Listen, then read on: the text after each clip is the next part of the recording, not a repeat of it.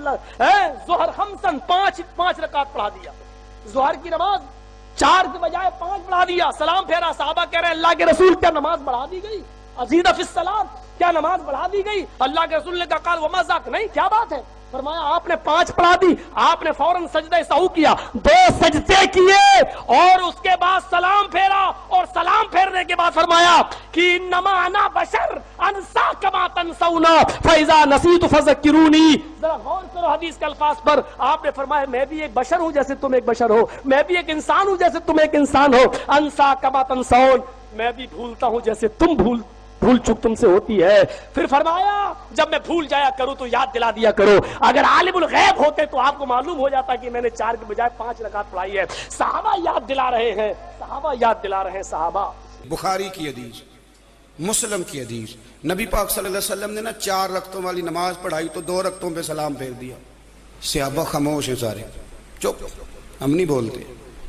एक सहाबी थे, उनका नाम था हजरत ज़ुल्यदैन रज़ी अल्लाह तआला। उनके हाथ जरा लंबे थे, तो एक दिन हुजूर ने फरमाया या ज़ुल्यदैन, ओ लंबे हाथों वाले। कोई पूछता आपका नाम क्या है, तो कहते नाम वही है जो नबी पाक ने रख दिया। 2 हाथों वाले नाम पड़ गया। बाकी सारे लोग खामोश बैठे हैं, कोई नहीं बोला। ये जरा सादे आदमी थे, बोले, लेकिन बड़े अदब अदाब का ख्याल रख के बोले। उठे, बात सारी अल्लाह करीम पे डाल दी। कहने लगे या रसूल अल्लाह, अल्लाह ने नमाज छोटी कर दी है या अल्लाह ने आपको बुला दिया है? अल्लाह ने नमाज छोटी कर दी है या आपको बुला दिया है?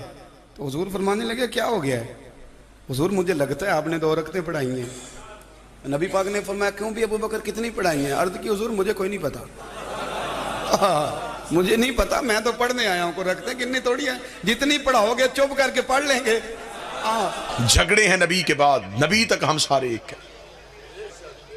और मजहब इस्लाम की इज्जत पोशीदा है रसूल की इज्जत में। जिस बड़े को घर की 4 दीवारी में इज्जत ना दी जाए, उसकी बाजार में इज्जत कोई नहीं करता। मुसलमानों को चाहिए कि पहले नबी की इज्जत अपने घर में इतनी बढ़ाएं कि गैर मुस्लिम भी नबी की इज्जत को समझे। आज नमूस से रिसालत का बिल पास हो, सबसे पहले हम शिया उसकी तायद करेंगे। इज्जत रसूल पे कोई शिया समझौता नहीं कर सकता। नमूस रिसालत पे हमारी जान भी कुर्बान, लेकिन हमें पहले यह तय करना पड़ेगा कि गुस्ताख रसूल है कौन कौन।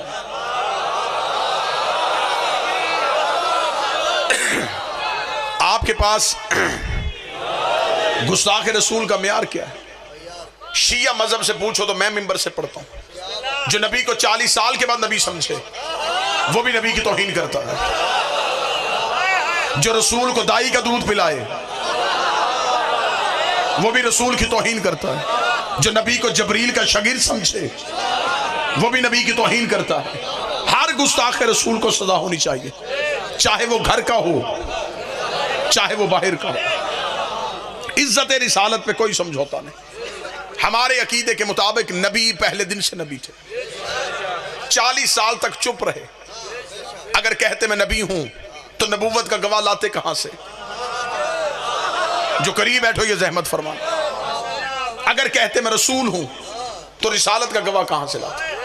क्योंकि रसूल ने आके ये नहीं कहा कि मैं मक्के में आके नबी बना हूं। रसूल का ऐलान है कुन तो नबी आदम बैन अलमाइवती, मैं उस वक्त भी नबी था जब आदम मट्टी और पानी के दरमियान था। गवाह वो चाहिए तो जो सामने खड़ा होकर कहे कुन तो वलियन आदम बैन अलमाइवती, मैं उस वक्त भी वली था जब तू नबी था। 40 साल तक चुप रहे सिर्फ गवाही की वजह से कि अली आए और मेरी रिसालत की गवाही दे। जिसकी गवाही देने से रिसालत मुकम्मल होती है उसकी गवाही छोड़ने से तेरी नमाज कैसे मुकम्मल हो सकती? रसूल ने कहा कि अली आए और मेरी गवाही दे। 40 साल अपने किरदार से मनवाया कि इस्लाम क्या है। चले जो इस मौसम में जुबान हलाए वो मुझ पे एहसान करेगा। मैं जुमला बदलता हूं। 40 साल कुरान बन के दिखाया, फिर कुरान पढ़ के सुनाया। 40 साल तक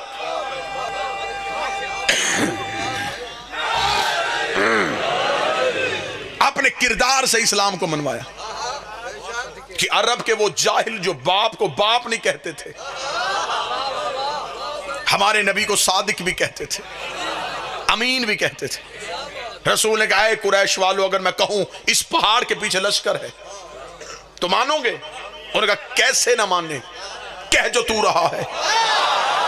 रसूल ने कहा अगर जाओ तो लश्कर ना मिले, फिर तुम्हारा अकीदा मेरे बारे में क्या है? उन्होंने कहा अब्दुल्ला का बेटा, हम तेरा कलमा नहीं पढ़ते, लेकिन अगर पहाड़ के पीछे लश्कर ना हुआ तो हमारा अकीदा ये होगा, हमारी आंखें अंधी हो गई, तू सच्चा है। शिया मज़हब में अगर अकीदा रिसालत सुनना हो तो हम नबी को 40 साल के बाद नबी नहीं समझते, हम नबी को पहले दिन से नबी समझते। ये कोई एहतराम रिसालत नहीं है। नबी 40 साल के बाद नबी बने, बकरियां चराया करते थे, दाई दूध पिला के चली गई थी। दाई ने दूध क्यों पिलाया? वो कहते इसलिए कि अमीरों के बच्चे अमीरों की दाइयां ले गई थी। दरूद सारे हजरात मिलके बुलंद आवाज से पढ़िएगा।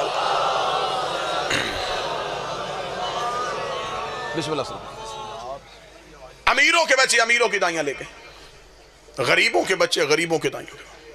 इसलिए हमारे रसूल को दाई कोई ना मिले, बकरियां चराया करते थे, चचा ने तरबियत की थी। आज के दौर में रिश्ता ढूंढने से पहले वालिदैन पूछते हैं बच्चा करता क्या है। हर शरीफ खानदान का सवाल है और जवाब देने वाला कहे जे कुछ भी नहीं करता, घर भी अपना कोई नहीं, डेरा भी कोई नहीं, एक चाचा है उसके घर में रहता है, तो क्या शरीफ खानदान उस बच्चे को रिश्ता दे देगा? अब मुझे नहीं पता कहां कहां से मजमा आया है, मैं सतर कह के चेहरों से अंदाजा करूंगा कि कहां कहां बात समझ गई और कहां कहां अभी तक सोच में गुम है कि ये क्या कहा गया है। मुझे मिंबर हुसैन की इज्जत की कसम है, अगर तुमने तारीख में यही लिख दिया था कि नबी बकरियां चराया करते थे और नबी को दाई लेके चली गई थी और नबी गरीब थे, नबी के घर न सोना और चांदी थी, नबी को चचा ने पाला था, अगर तेरे नबी की यही हालत तूने किताबों में लिखी है तो मुझे बता ये अरब के बड़े बड़े सरदार घर आके बेटियों के रिश्ते क्यों देते रहे? वो सैयदों की मां